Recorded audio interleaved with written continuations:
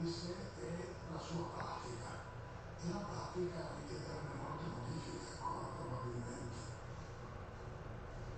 Como a igreja foi aumentando o seu patrimônio? Il patrimonio immobiliare della Chiesa arriva da una serie di donazioni che sono state fatte nel corso dei secoli. Ancora oggi, dal punto di vista immobiliare, ci sono migliaia di donazioni che vengono fatte nel mondo alla Chiesa Cattolica. O Papa que está vindo tem mais territórios do que qualquer rei ou governante da Europa nos séculos XIV e XV. Continuando assim, ela acabou tendo muito dinheiro e investimentos. A igreja vai investir seu dinheiro em todo tipo de empresas e por isso constantemente vai chegar dinheiro aos bolsos de todos. Como é possível você pegar a unção pelos pobres e pegar as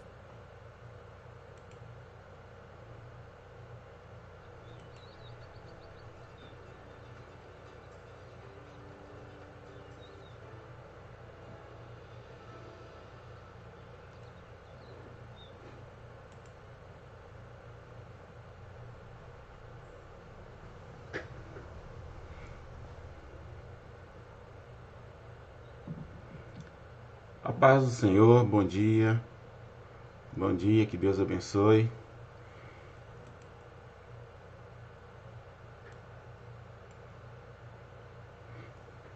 Estamos em mais um momento da boa palavra, que o Espírito Santo possa fortalecer a sua vida, o seu coração, que a graça inaudita do Senhor possa permanecer sobre você, sobre a sua casa.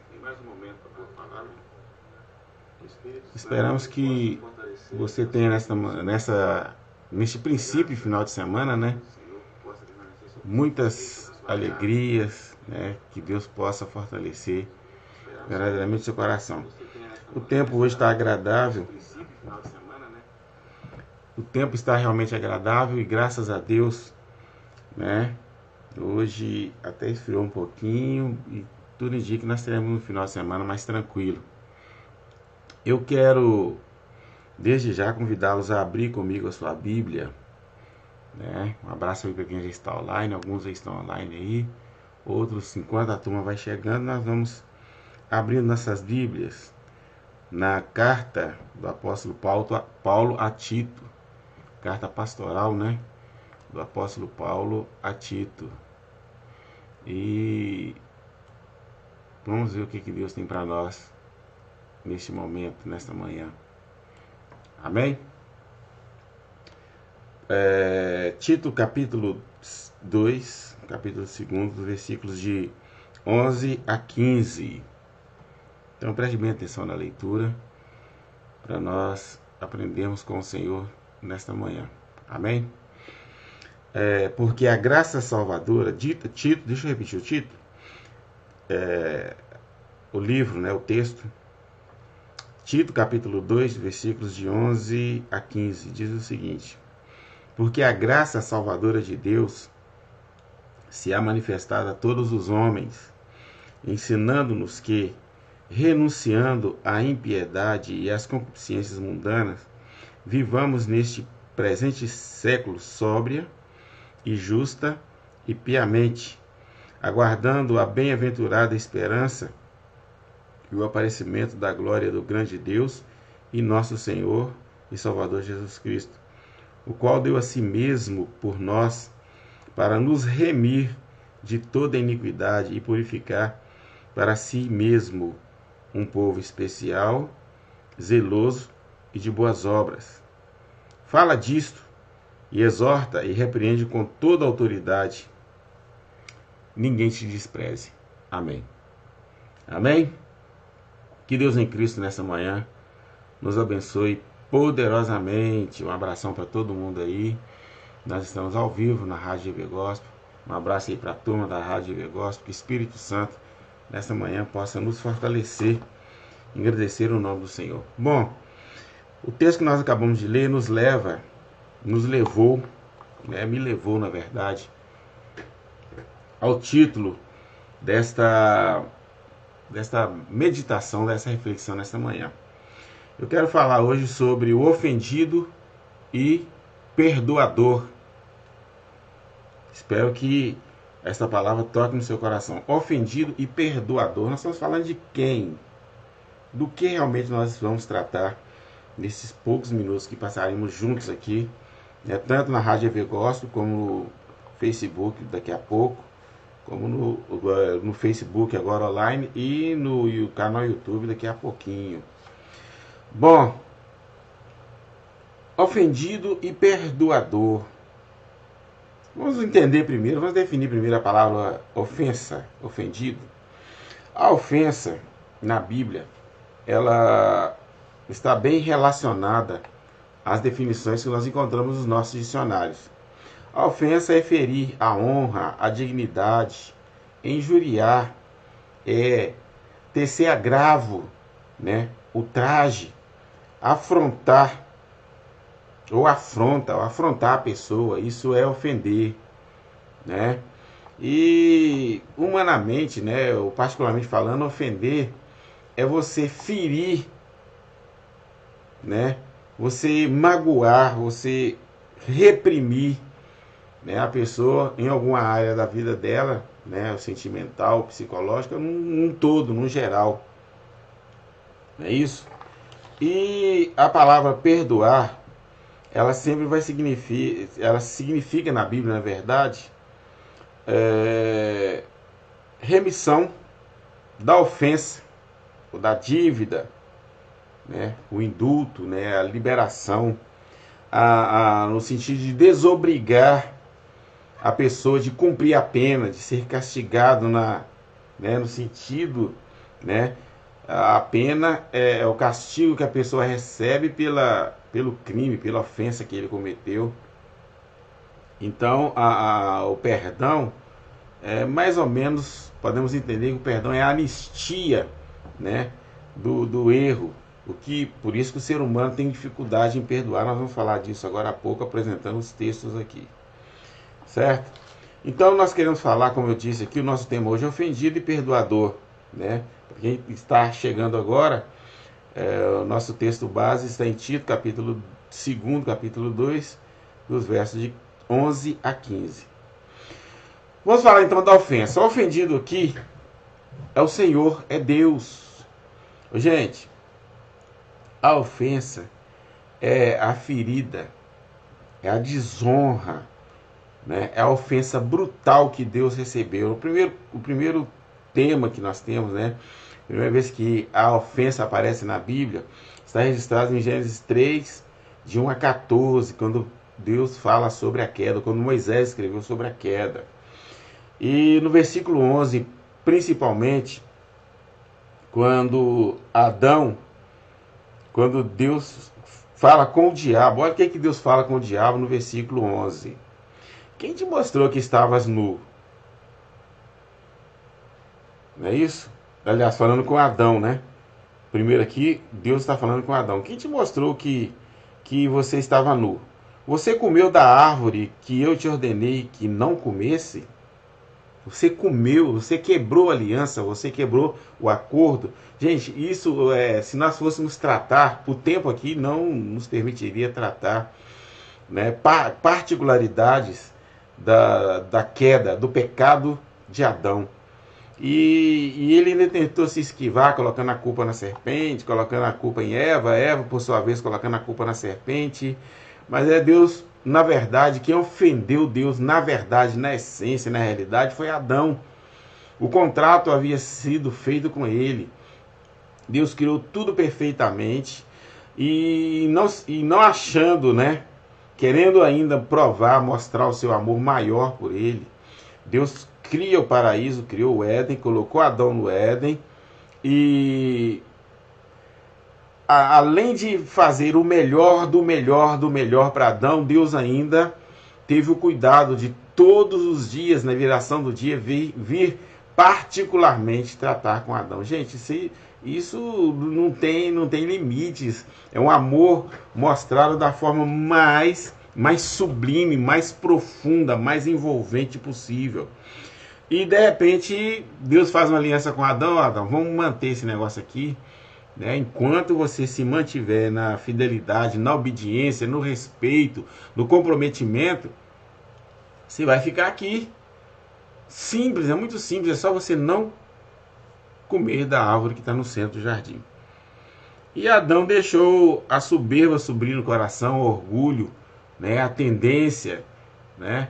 Alguém fala assim, mas Adão era inocente, Adão é a época da inocência. A inocência aí não é que Adão não sabia, não tinha consciência como uma criança. Tem que comparar Adão como criança. Adão não era criança, Adão era um homem feito, era um homem formado. E Adão, então, ele tanto tinha tanto que ele tinha sabedoria que ele deu nome a todos os animais. Deus submeteu toda a criação a ele. Olha bem, Deus honrou Adão de tal forma que submeteu tudo o que havia criado a ele. Isso aí é a forma mais, positivamente, a forma mais absurda, no sentido positivo, de demonstrar um amor. Deus confiou, Deus entregou para Adão tudo o que era especificamente dele. Ah, Adão, cuida disso aí. Você tá à mercê, não só para beneficiar você e a sua família, mas para, na nossa mensagem domingo passado, tudo para a glória de Deus. Tudo para a honra e glória de Deus. E Adão entendia isso, Adão sabia disso, ele tinha consciência de que era o propósito de Deus. E Adão simplesmente, né, por questão de orgulho, de egoísmo, de presunção, porque todo mundo acha que o pecado do Adão foi em comer o fruto. O fruto foi, como de acordo com Tiago sobre o pecado, comer o fruto só gerou a morte, mas Adão já estava em pecado no coração. Quando a Eva contou para ele, falou para ele da possibilidade dele ser igual a Deus, cresceu nele, nasceu nele o orgulho, a soberba. Quando ele ouviu da esposa, que olha, encontrei com um camarada lá, com a serpente lá no centro do jardim, e ele falou que se comer dessa fruta aqui, olha a beleza dessa fruta. Olha, a Eva foi instrumento nas mãos do diabo, já depois do pecado, ela caiu e foi instrumento nas mãos do diabo para seduzir Adão, né? Mas mesmo assim, Adão era o único responsável. Deus havia confiado a ele, Deus havia entregado a ele. E a partir daí nós temos então o entendimento, a consciência de que o que Adão fez com Deus foi brutalmente, uma ofensa brutal, uma ofensa horrorosa. Quando a gente trata na doutrina da eleição sobre a depravação, e que infelizmente tem crente que ainda não aceita, que, né, mesmo Paulo falando que não tem nada de bom no ser humano, não tem nada de bom no homem caído, e tem ser humano que ainda tem crente que ainda acha isso é um absurdo. Eu conheço fulano que é bom nada, ele é egoísta, ele mostra, enquanto ele puder se dar bem, tudo que estiver fazendo bem para ele mesmo, ele vai continuar mostrando essa bondade, esse pseudo conceito de bondade que existe na mente e no coração dele. Paulo falou que bem nenhum mora na nossa carne, no nosso corpo mortal, até que sejamos levados, é o que nós vamos falar no final aqui, até que sejamos levados para o Calvário e lá sermos reconciliados com o Pai. Então Adão foi o primeiro, ele foi o pontapé inicial, ele foi o start da maldição, da ofensa. Eu gosto de sempre tratar na questão do pecado, né, ou da soterologia, como os teólogos chamam, lembrando, definindo o pecado como ofensa. É o grau mais absurdo, mais ofensivo, é o mais nojento do que se chama pecado, é ofensa. Deus foi brutalmente, a honra e a dignidade de Deus foi ferida, o amor carinhoso de Deus foi trocado, substituído por uma proposta feita pelo diabo. É o que o mundo vive hoje. Deus apresentou Cristo como amor, mas o próprio Jesus falou que o mundo amou mais as trevas, o mundo insistiu com as trevas, o mundo prefere as trevas do que a luz. E é assim que Adão fez. Começou com Adão e ele fez isso. E Deus foi profundamente odiado. Em Israel, aí, 2000, mais ou menos, né? 1000 e poucos anos depois, 1400 anos depois do dilúvio, Deus levanta, olha bem, Deus levanta Moisés e tira o povo de Israel, a descendência de Jacó, ou a descendência de Abraão, do Egito, e faz com eles uma aliança no deserto. Deus tira o povo da escravidão, traz o povo do deserto para tratar com eles, nós já temos falado muito disso aqui, e trouxe o povo de Israel para a terra que emana leite e mel. E aí Israel faz o quê? Faz aliança com os deuses cananeus, principalmente com Baal, com os Baalins, com os Astarotes. E olha o que Deus escreveu através da boca, o que Jeremias escreveu, né? O que Deus falou com Jeremias, abrindo seu coração para Jeremias, e Jeremias então registrou para que chegasse a nós. Porque o meu povo fez duas maldades. Preste bem atenção aqui. Já apresentamos Adão, a segunda é povo de Israel. O meu povo fez duas maldades. Jeremias capítulo 2, versos 12 e 19. Porque o meu povo fez duas maldades. A mim me deixaram. E aí Deus se revela como o manancial de águas vivas. E cavaram cisternas de águas rotas, que não retém, que não segura águas. Meu Deus dos céus. O que Deus está falando aqui? O que Deus está se referindo? Aqui Deus está referindo aqui. Deus fez tudo carinhosamente, tudo bondosamente, tirou o povo de Israel, fez milagre no deserto, purificou o povo, estava santificando o povo, trouxe o povo para a terra prometida, colocou o povo na terra, o povo de Israel que mana na terra que mana leite e mel, estava cuidando do povo, estava derribando, destruindo os inimigos, deu a terra, alargou a terra. Josué não conseguiu conquistar todas as terras, deu vitórias incríveis. Deu vitórias incríveis. E o que o povo de Israel fez? Jeremias 2, versículo 12. Abandonaram a Deus, o manancial de águas vivas. Veja bem, manancial é o lugar onde se origina, ou aonde nasce, os rios, os ribeiros, né? Os ribeirões de águas. E o manancial é uma fonte durável. O manancial é uma fonte natural e durável de água. A água que jorra o tempo todo, ela corre ininterruptamente. Ela corre sem cessar. E Deus se compara, né? Metaforicamente, Deus se apresenta como um manancial de águas vivas. Ele deixou no versículo 12 que claro que ele era um manancial de águas vivas.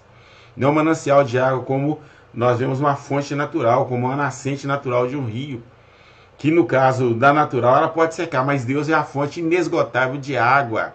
A água sempre vai simbolizar a vida, o elemento de purificação, o elemento onde Deus se manifesta graciosamente a nós, nos sustentando, nos alimentando, gerando a vida sempre em nós. Então Deus, o povo de Israel quebra a aliança, do mesmo jeito que Adão quebra a aliança com Deus. Espiritualmente ofende a Deus. Essa é a ofensa das mais terríveis possíveis.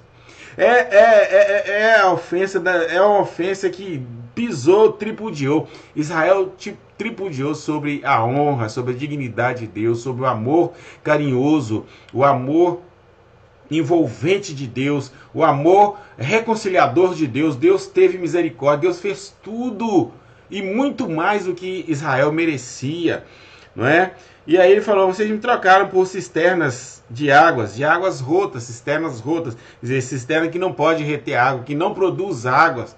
Mesmo se colocar águas boas nela, águas vivas nela, ela não vai segurar. Cisternas de águas rotas. Significa de reservatório sem água. Cisterna sem água, que não pode reter água, que não pode segurar. É como uma cisterna que no fundo dela tem uma camada profunda de areia e essa camada de areia vai... não vai conseguir, vai absorver a água e a água não vai parar. A água é uma cisterna seca, ela não contém água, ela não produz, ela não tem como segurar a vida. Mesmo se você colocar água, ela não vai segurar água. Olha o que Deus está falando, olha o que Israel fez. E nós temos que ter muito cuidado para que não aconteça conosco. Israel trocou a fonte de água viva, ofendeu a Deus, trocou a Deus pelos Baalins, pelos Astarotes, pelos deuses cananeus, pelos deuses sidônios, pelos deuses dos amonitas, pelos deuses dos edomitas e simplesmente abraçou todos os tipos de idolatria, começou a fazer todos os tipos de culto a deuses, a demônios.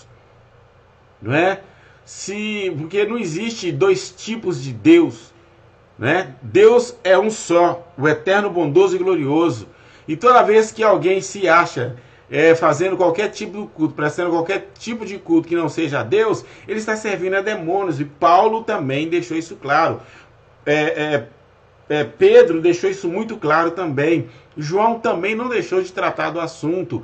Todos os 3 escritores do Novo Testamento, os 3 instrumentos que receberam a revelação de Cristo do Novo Testamento, deixaram claro que a idolatria é algo que ofende a Deus. É um pecado abusivo. É um pecado que tripudia a glória bendita e eterna de Deus. Se você oferece qualquer tipo de culto que não seja a Deus, meu irmão, você está ofendendo a Deus. Foi o que Israel fez. Parou de oferecer a culto. Não, Israel ainda fez pior. Além de oferecer culto, eles no sábado eles ofereciam culto a Deus.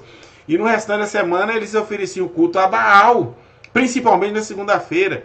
Ou seja, Israel fez do mesmo jeitinho que Adão fez.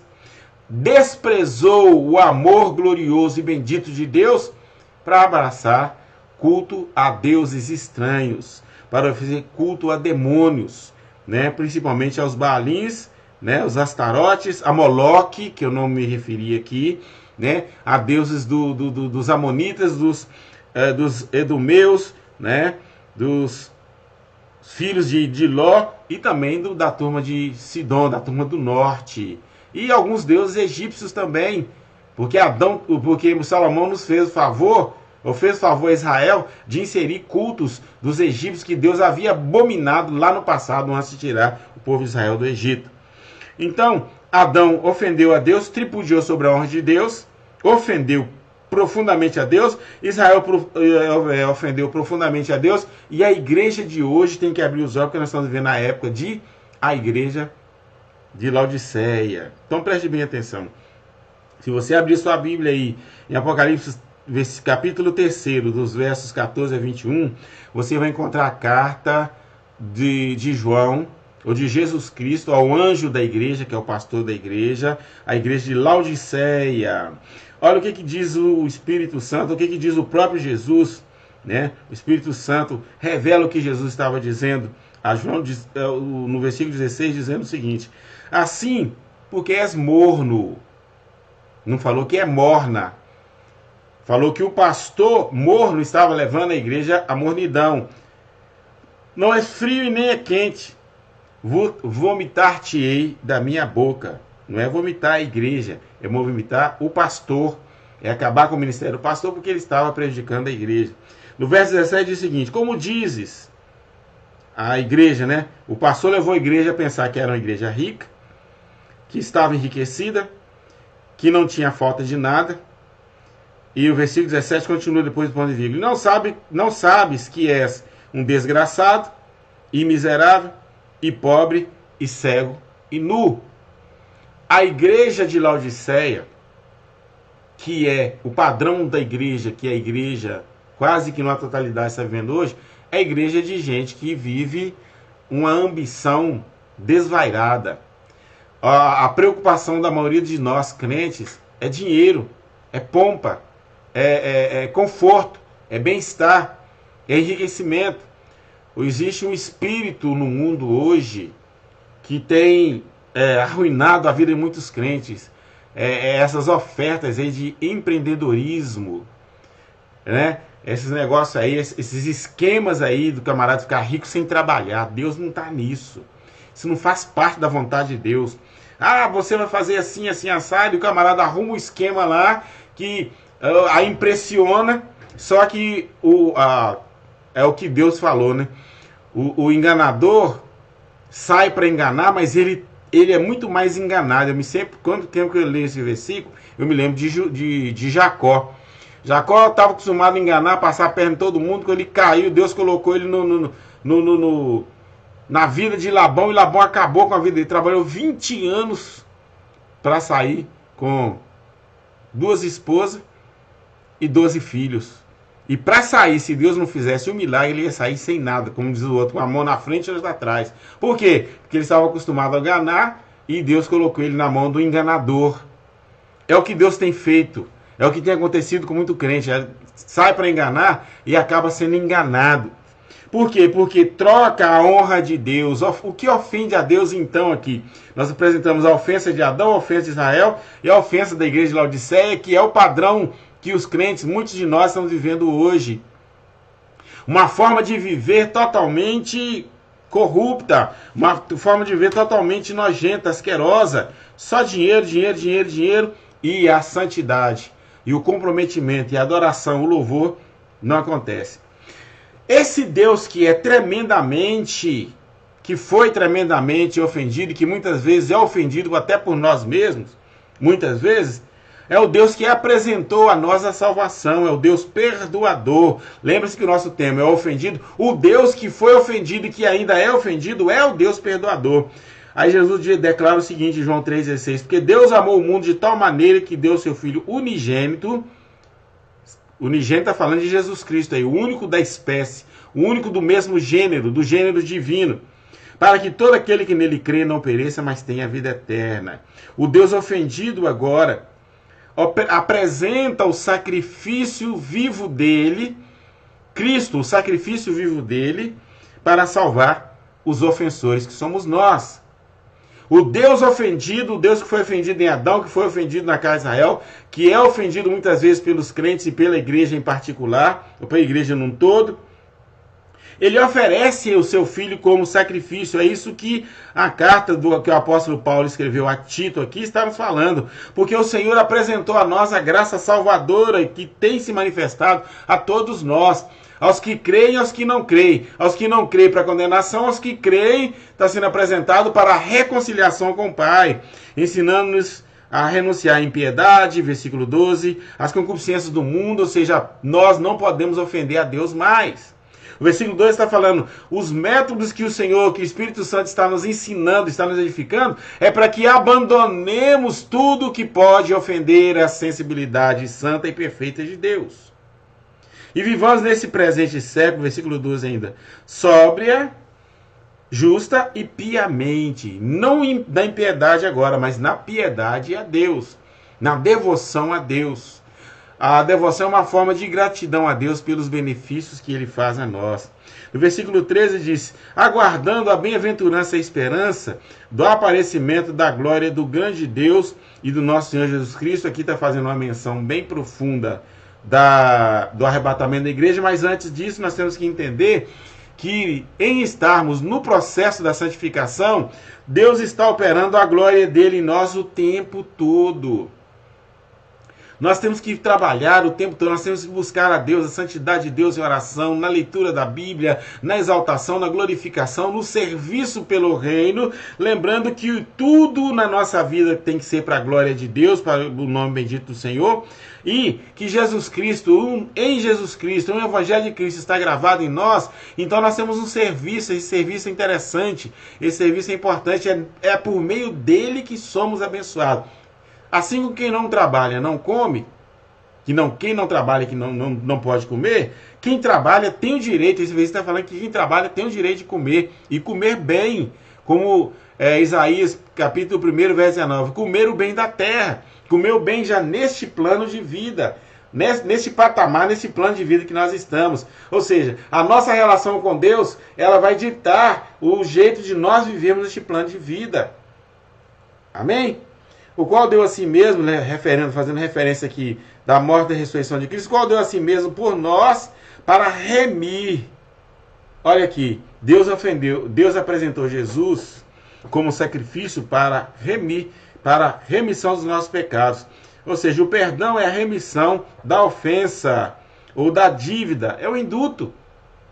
Você fez, você errou, você pecou, mas eu vou declarar você livre, vou declarar você inocente. Essa é a inocência que Adão tinha lá no Éden. Não é inocente ser igual uma criança, porque não sabe nada, não tem noção, não. Adão era super inteligente. O HD dele estava 100% perfeito e carregado em Cristo, carregado no Senhor. Né?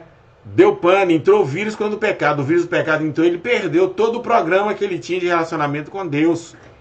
Adão perdeu quando ele pecou, quando ele desobedeceu, ele perdeu, porque o vírus do pecado entrou no HD, na mente dele e acabou com tudo. Aí ele começou do zero. Aí ele passou a depender da misericórdia de Deus. E Deus, assim como Deus formatou a mente de Adão, ele está formatando a minha mente e a sua mente para colocar o programa da piedade, o programa do comprometimento, o programa da responsabilidade. é baseado nesta e em outras palavras da Bíblia, é que eu não entendo porque que o crente salvo, que se diz salvo, não perdoa aquele que ofende. Se Deus, o ofendido, nos perdoou, né, de toda ofensa, de todo pecado, João declarou na sua carta o seguinte: porque o sangue de Jesus Cristo nos purificou de todo. Quer dizer, aí ele nos declarou inocente. A palavra justificado significa declarado inocente, ou declarado justo. Como assim? Eu, diante do Evangelho, sou declarado justo, diante dos olhos do Senhor, porque a vida de Cristo está escondida na minha vida. Jesus é a nossa vida, ou seja, ele deu a si mesmo por nós para remir. Olha bem a conjunção aqui, de toda a iniquidade, e purificar a si mesmo, ou nos purificar para si mesmo um povo especial, um povo zeloso e de boas obras. As nossas obras têm que ser obras que glorifiquem, que edifiquem, que exaltem o nome do Senhor. E aí ele fala disto, verso 15, fala disso e exorta e repreende com toda a autoridade, para que ninguém te despreze.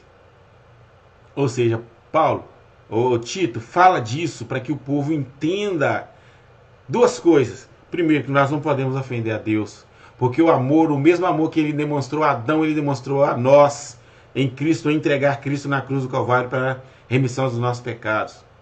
O amor que ele mostrou a Israel, tirando Israel do Egito, do mar da idolatria, do mundo da perdição, do mundo da escravidão, ele nos tirou do mundo, deste mundo, desse sistema mundano, perverso, precário, e nos trouxe para a sua igreja e nos fez nação, um povo seu, um povo especial, um povo zeloso para as boas obras, ou de boas obras, que é a mesma coisa aqui. Então nós não podemos, não para de falar, fala disso o tempo todo, vou enjoar.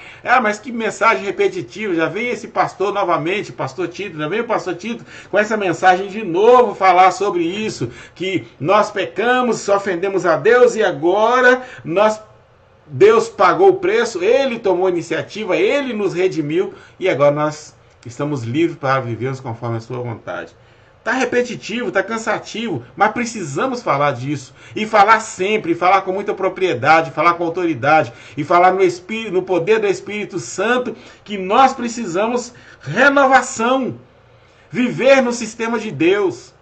Parar de ouvir pessoas, parar de ouvir gente, parar de ouvir povo, parar de ouvir o sistema, parar de ouvir o diabo, parar de ouvir as coisas malignas do mundo, a prestar atenção nas coisas malignas do mundo, buscar a santificação no Senhor, uma entrega total, uma renúncia de nós mesmos, uma renúncia dos nossos pensamentos, daquilo que achamos, que pensamos, daquilo que julgamos, dos conceitos que nós formamos e vivemos conforme única e exclusivamente do Evangelho.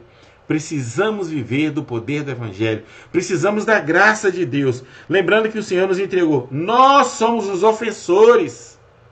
E Ele, como perdoador, entregou. Ele pagou o preço. Lembre-se do que Paulo escreveu, né? Que a cédula que era contra nós, a cédula do pecado, a cédula da ofensa, porque a ofensa é dívida.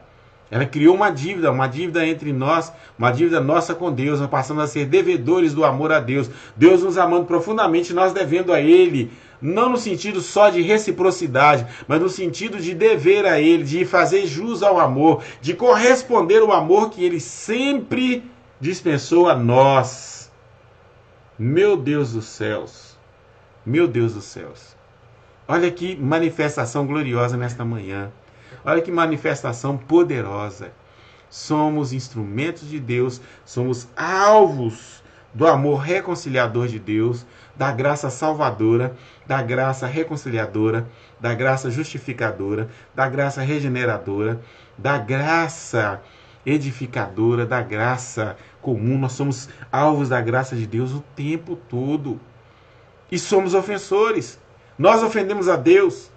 E mesmo assim, o Senhor continua manifestando o seu amor, a sua graça para com cada um de nós. A remissão, a palavra remissão não deve sair da nossa mente em momento nenhum. Somos remidos. A remissão significa desobrigar de cumprir a pena. Ou desobrigar, ou seja, você não tem que pagar mais nada, você está salvo. Você não deve nada mais a Deus, a não ser o amor. Como nós devemos ao nosso próximo amor. Você e eu não devemos nada mais a Deus. Por quê? Porque Cristo, em nos resgatar na cruz do Calvário, Ele pagou essa dívida e nós agora estamos livres para vivermos conforme a vontade eterna e gloriosa do Senhor. Meu irmão, para encerrar, eu quero te dizer uma coisa. Viva para a vontade de Deus. Viva para a vontade eterna e bondosa do Senhor. Ame a sua família, ame as pessoas da sua igreja. Tem pessoa na igreja que é tão difícil de amar, né? Você está querendo bem, fazendo bem, ela está te falando mal de você. Meu irmão, não importa com isso. Não guarde ofensa, não guarde na sua mente e coração nada contra ninguém. Você foi ofendido? Então você agora, tendo Cristo no coração, você é o perdoador. Ah, mas ele fez mal e me deu prejuízo. Meu irmão, preste bem atenção. Você agora é o perdoador. Cristo está na sua vida, Cristo está no seu coração. A sua alma agora, ela é habitada pelo Espírito Santo e não por demônios mais. Não são demônios e nem o pecado que domina o seu coração e sua alma. É Cristo quem domina, é o Espírito Santo que mora em você. Se você for ofendido, considere o ofensor, tenha compaixão dele, tenha misericórdia dele. Ame a ele, não vire o rosto, não vire a cara. É o que Jesus ensinou. Se o teu inimigo se você vir o seu inimigo te fazer mal, ou passando fome, dê comida a ele. Se você vê o seu inimigo falando mal de você, ore por ele. Não fique com raiva dele. Ah, pastor, não dá não, eu não suporto meu estupim. Você não tem, o seu estupim agora é muito comprido. O seu estupim agora é eterno, porque o seu estupim chama-se Jesus Cristo. Por meio do Evangelho, o seu estupim agora é cumprido. Os discípulos chegaram a perguntar, Senhor, quantas vezes deu perdão ao irmão? 7 vezes? Eu falei, ih, rapaz, vamos fazer uma matemática aí sobre o perdão? Bonitinha a matemática. Pega sua caneta aí, ou pega sua pena. Eu não digo 7 vezes num dia, é 70 vezes 7, ou seja, perdoa infinitamente seu irmão. Olha bem, o Jesus esticou, estendeu o estupim. O Evangelho estende o nosso estupim. Quanto mais a pessoa nos prejudica, maiores bênçãos essa pessoa pode ser na nossa vida no futuro se ela for alcançada por Jesus. Mas pastor, e se ela não for alcançada por Jesus, através da minha vida, do meu testemunho e da pregação do Evangelho?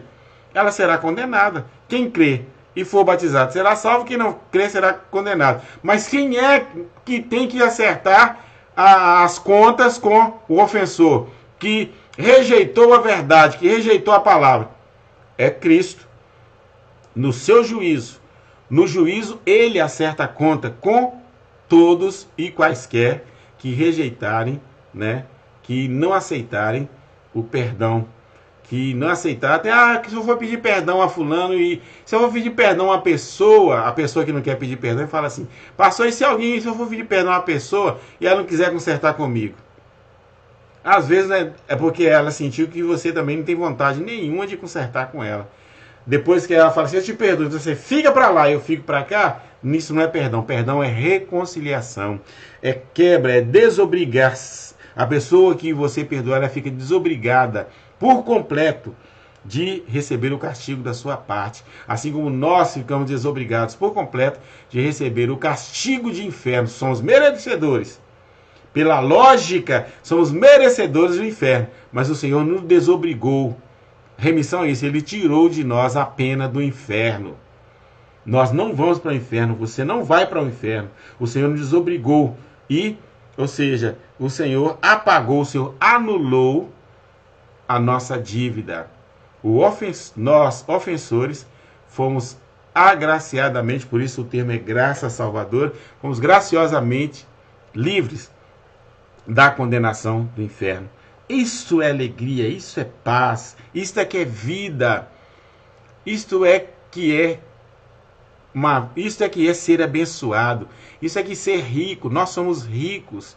Pastor, eu não comi, não tem dinheiro, está faltando dinheiro até para pagar as contas, mas você é rico. Você foi alcançado pela graça salvadora, e sem contar, ou não contando melhor, que no arrebatamento você tomará posse da herança que está preparada para nós antes da fundação do mundo. Assim como a nossa salvação, né, está predita antes da fundação do mundo, a nossa herança também. Né? Olha o que está escrito, o que está escrito na questão do juízo no tribunal da igreja.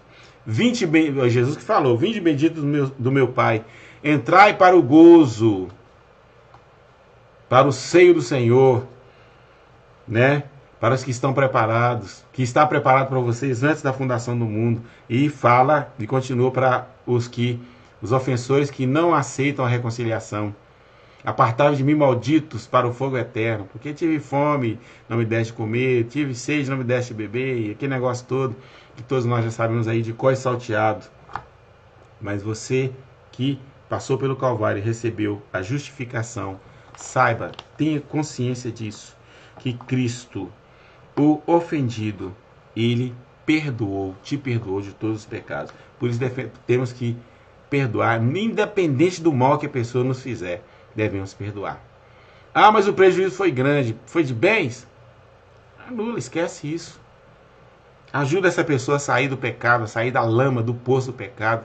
Vá até ele, dá um abraço nele, ajuda ele a levantar, ajuda ele a firmar os pés. Agora, se ele não quiser, ele vai ser condenado, ele já está condenado.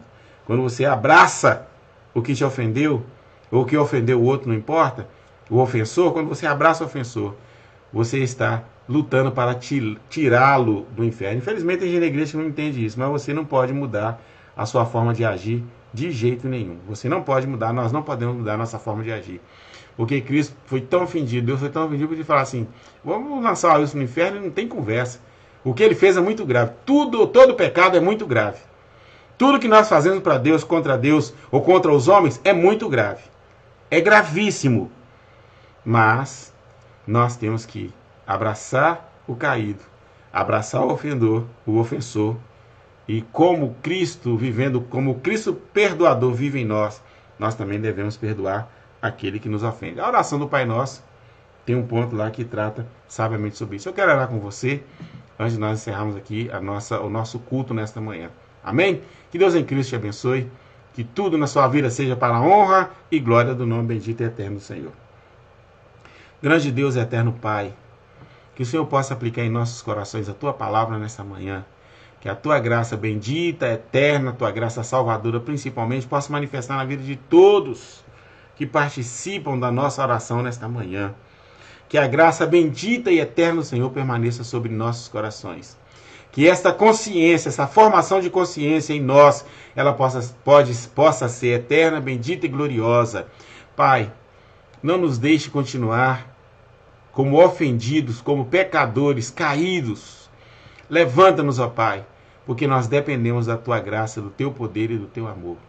Nós oramos, Pai, te adoramos nesta manhã. Se tem alguém enfermo, que o Senhor possa curá-lo. Se tem alguém chateado, aborrecido, que possa ser liberto. Se tem alguém ofendido, meu Pai, que possa, Senhor, assumir a condição de perdoador, para que seja abençoado juntamente com o ofensor e que possa tirar o ofensor do charco, do lamaçal, da podridão do pecado. Senhor, que a Tua bênção, que a Tua graça permaneça sobre todos nós. Nós oramos e te adoramos, ó Deus, em nome de Jesus. Amém. Amém? Que Deus te abençoe nesta manhã gloriosa de salvação. Que a glória bendita do Senhor permaneça sobre a vida. E eu quero lembrar o pessoal da igreja aí, do Bretas, do bairro de Lourdes, do São Paulo, do Altinópolis, a turma aqui do bairro das adjacências, do bairro Vila Império, né, Nova JK, Nova Vila Bretas. Quero lembrar você que hoje tem culto, o estudo bíblico da palavra de Deus. Deus tem algo para a sua vida, para o seu coração. Precisamos da mensagem do Evangelho mais do que comer, mais do que cada refeição que o Senhor tem nos dado durante o dia. Que Deus em Cristo nos abençoe nesta manhã. Amém. Até domingo às 18 horas, se Deus quiser.